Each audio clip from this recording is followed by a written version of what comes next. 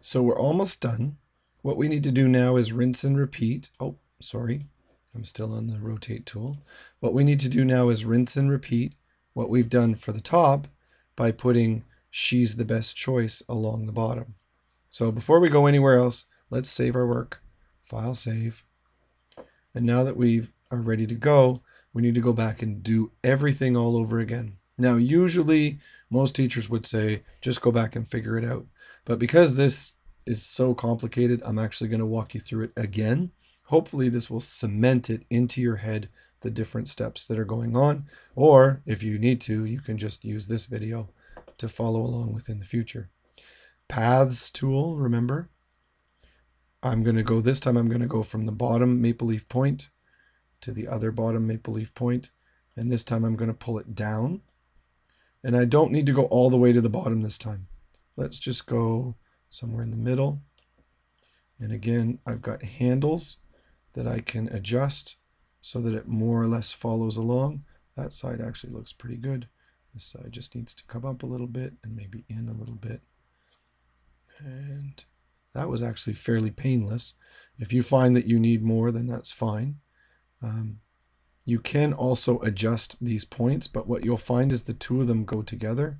If you'd like to make your life more difficult and adjust them one at a time, what I've discovered is that if you hold down Shift and just click on one of the points, all of a sudden the points are individually editable. And now I don't need Shift anymore. I can just click and drag and pull that down. And click and drag. Oh, didn't want that. Control Z. And click and drag and pull that down. Phew, thank goodness for Control Z. Let's just move back out again so I can get my handle back. Again, still adjusting one at a time. Come back over to this side. Okay, and that'll work.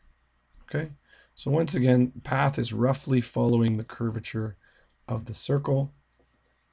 I need a new layer. I might not do this in exactly the same order as before, but I still need to get everything done.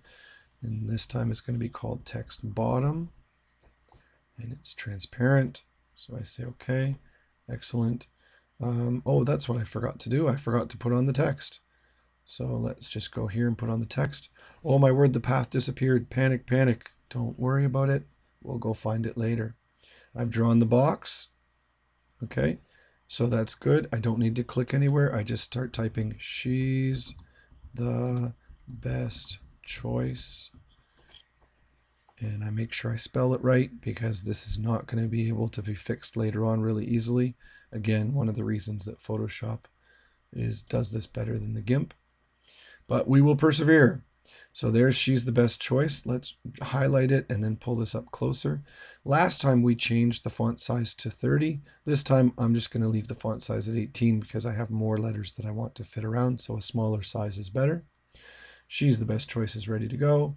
There's my text bottom layer is ready to go.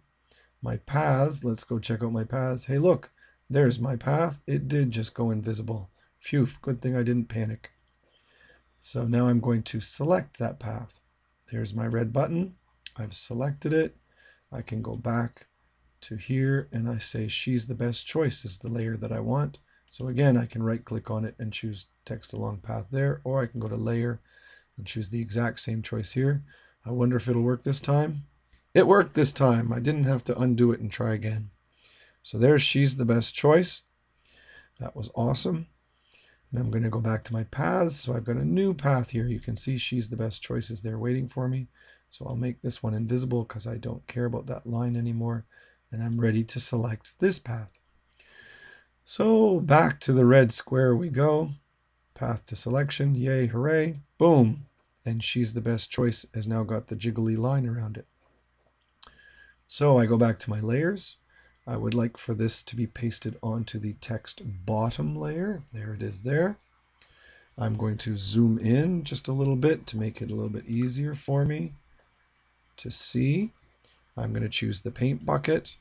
I'm going to choose a nice shade of green this time. I'll cheat and leave my crosshairs at the same place so it's a similar palette, or at least roughly similar.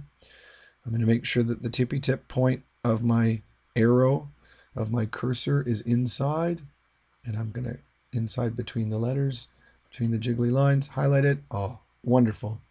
She's the best choices there. If you didn't quite get it right, make sure that that tippy tip point is in there. Otherwise, anything could happen. And remember that Edit Undo or Control Z is your friend. I'm now done with She's the Best Choice that's flat across. So you can go invisible. I'm now done with all my paths. So all of them can go invisible. And I'm done with my selection. So let's say select none. So the jiggly line will stop. And now there's only a little bit more left to go. So let's choose our rotate tool. There's rotate. Using the tippy tip point, I'm going to make sure I get it right onto some text. Click. And then I'm going to move this rotate window out of the way and drag my slider around. And She's the Best Choice rotates around the circle.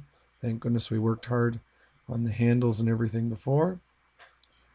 So once I've got it about right, I'm going to click on the rotate button. It gets set in place. There's She's the Best Choice. Now the last thing we need to do that we didn't do before is, of course, we can always move this around. There's the move tool. And I can move this around the curve if I want. But you see how it doesn't really match anymore. And trying to adjust this afterward the fact is just going to be a nightmare. So I'm going to Edit Undo that move. There's She's the Best Choice. The last thing I want to do really is I want to go back to the bottom layer. Here's the bottom layer here. Select it. And as simple as ever, I'm going to just choose a white color at the front that will match my white background. I'm going to choose a paintbrush, and I'm going to choose a paintbrush of size, let's make it 7. Enter. And then right here where the B is, if I just click and trace the B, then you see how it didn't hurt the green at all? Well, that's because the green is way up here in the text bottom layer. I'm way down here underneath. So if I do white there, then it doesn't hurt the green at all, but it's taken out the red. So it's given a bit of a glow effect. I'll just Edit Undo, maybe choose a smaller size. Let's try a 4 maybe. And then let's zoom in a little bit more. Oh, didn't want to work for me. There we go. I clicked on the picture, so now I can zoom in. And now I just want a little bit of a glow effect behind my green. Okay. And a little bit just on this side of the E. There we go. And when I zoom out to 100%, which I can do either this way or just click the number 1 on your keyboard, now She's the Best Choice is a little bit easier to read, although I'm not totally happy with it.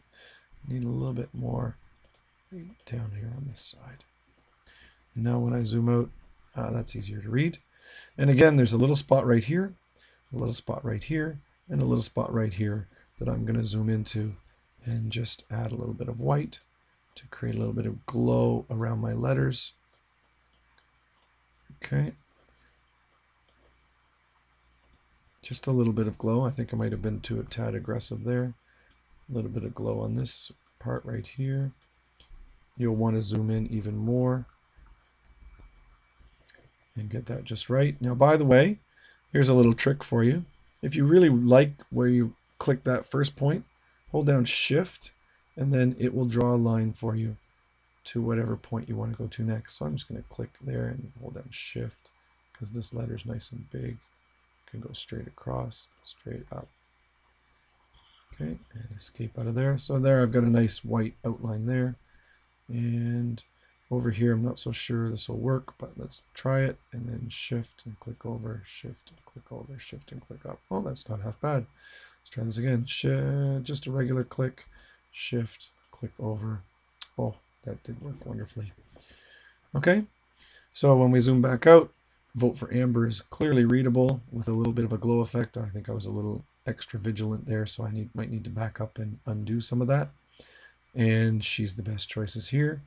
And we're ready to save our work. So one more video to save your work, and you're done this activity.